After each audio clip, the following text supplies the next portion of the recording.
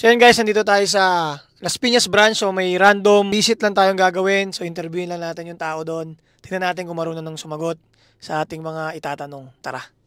So yan, dito tayo sa Babe Generation Las Piñas. Yan, check natin kung marunong nang sumagot to. JB, so meron lang tayong random visit.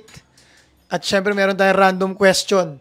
Yan, tingnan natin kung kaya mo lang sumagot sa ating mga random question. Let's go, tara, buksan natin yung ilaw. So, halimbawa, tol, meron nagtatanong kung saan matatagpuan tong Babe Generation Las Piñas. Paano mo sinasabi?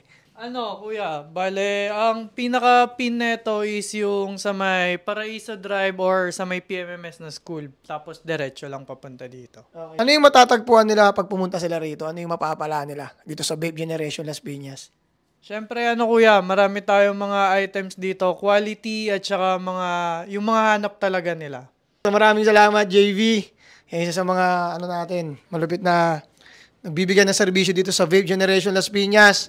So, bisita na dito sa main branch. Actually, ito yung pinaka-main branch natin. At syempre, nandito rin yung Street Handed Apparel. So, alam nyo na, ipin nyo lang PMMS School or Paraiso Drive. So, dito lang yan sa Vape Generation Las Piñas.